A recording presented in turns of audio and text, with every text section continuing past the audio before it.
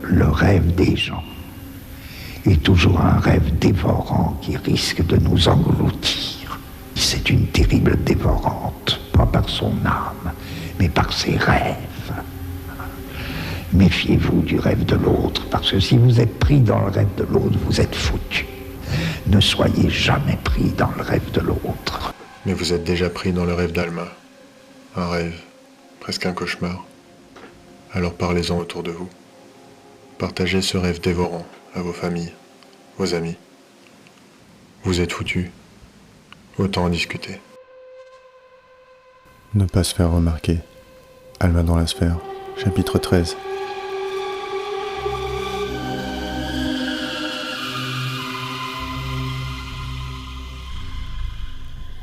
Alma s'avance entre les légumes du potager et s'accroupit sous une fenêtre de la petite maison aux planches de bois. Depuis quelques jours, elle a eu tout le loisir d'explorer ce corps de ferme planté au milieu de la forêt. Elle a élu domicile dans la petite grange à une trentaine de mètres de la maison, avec quelques cochons et des poules qui se baladent à leur guise dans l'humus environnant.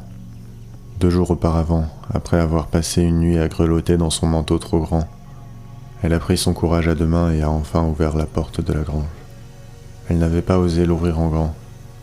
Les grognements gutturaux qu'elle y avait entendus n'avaient rien de rassurant. Le prospect d'une nuit en intérieur l'avait finalement convaincue. Les 3 cochons lui ont d'abord fait peur, mais elle s'est vite rendue compte que ces immenses bêtes étaient inoffensives et relativement tranquilles. Elle a alors ramassé de la paille sur le sol de la grange et s'est installée une couchette sur la petite plateforme à l'étage, accessible par une échelle. De là, entre les planches desserrées de sa nouvelle maison, elle a pu observer la seule occupante de la ferme, une femme d'une 40aine d'années, vaquer à ses occupations.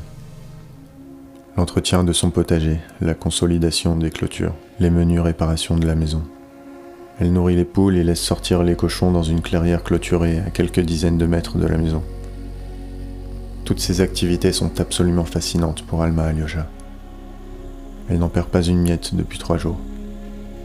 La routine calibrée de cette femme qui semble vivre seule a quelque chose de rassurant. Accroupie sous la fenêtre de la maison, la jeune fille croque dans une carotte fraîchement arrachée au potager. Elle se risque à jeter un œil dans le salon. La femme est assise sur un fauteuil, elle lit tranquillement un livre. Ses longs cheveux bouclés en cascade. Qu'est-ce qu'elle est belle, même de dos, pense Alma. Elle a envie de les sentir. Elle a aussi très envie de lui prendre la main, juste pour voir ce que ça fait. La femme se lève et se retourne. Alma s'accroupit précipitamment. Elle laisse passer quelques secondes et se risque à jeter un nouveau coup d'œil. La femme a enlevé son haut et resserre des bandages autour de sa poitrine. Alma se demande à quoi ça peut bien lui servir. Lorsqu'elle remet son haut et se dirige vers la porte, la jeune fille se précipite vers la grange et s'éclipse juste avant qu'elle ne sorte. Depuis son perchoir, elle l'observe tirer de l'eau d'un puits à quelques mètres du potager et remplir un arrosoir. Alma s'adosse aux planches desserrées et ferme les yeux. Elle voudrait descendre et parler à cette femme, mais ne parvient pas à s'y résoudre. Pour l'instant, elle lui semble si parfaite, avec ses longs cheveux, son visage fin, ses mains anguleuses marquées par le travail.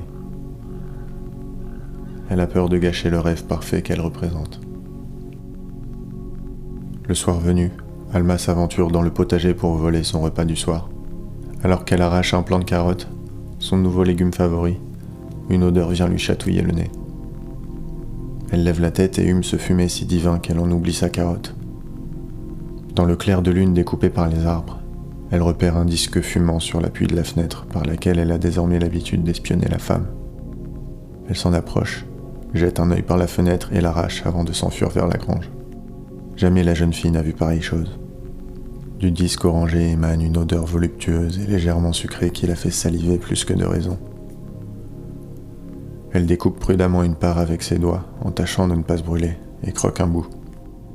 Elle laisse échapper un cri de contentement. C'est si bon. Il faut absolument faire goûter ça à ses amis.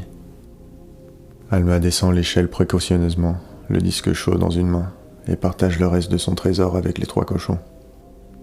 Assise sur une botte de foin, elle s'amuse à leur donner des noms. L'un sera Vince, le second Vasily et le 3e Anna. Satisfaite d'avoir officiellement baptisé sa nouvelle petite famille, elle remonte se coucher sur son tas de paille et s'endort rapidement, un léger sourire sur les lèvres. Le lendemain, Alma Alyosha est réveillée par la femme ouvrant les portes de la grange. Le jour semble à peine levé. Allongée sur le ventre du haut de sa plateforme, elle observe la maîtresse des lieux pousser gentiment les cochons vers l'extérieur, puis s'éloigner vers la clairière. Lorsque le soleil est haut dans le ciel, l'estomac d'Alma se met à gronder. Elle va devoir encore une fois subtiliser des légumes dans le potager.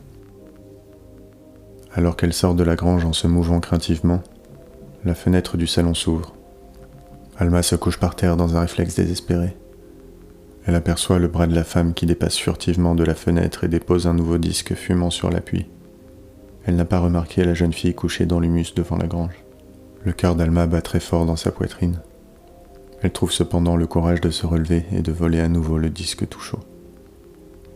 Sur sa plateforme dans la grange, elle décide de se proposer à travailler pour la femme. Il lui faut rembourser les légumes empruntés et les délicieux disques chauds. D'ailleurs, celui-ci est différent de celui de la veille, mais tout aussi savoureux. Alors qu'elle découpe 3 parts égales pour Vince, Vasily et Anna, elle entend un bruit de moteur venant de l'extérieur. Ce bruit, elle le reconnaît. C'est celui d'une voiture. Anxieuse, elle scrute entre les planches. Un petit véhicule s'est arrêté devant le potager et 3 hommes en sont sortis. Ils sont habillés de costumes 3 pièces anthracite, parfaitement taillés. L'un d'eux porte une mallette en tissu. Ils observent les environs quelques secondes, comme s'ils attendaient quelque chose. Alma voit la porte d'entrée de la maison s'ouvrir timidement. La silhouette de la femme s'y dessine, mais elle ne s'avance pas. Sans un mot, les 3 hommes se dirigent vers elle. La silhouette de la femme disparaît dans la maison. Le cœur d'Alma se serre. Les 3 minutes qui suivent durent une éternité.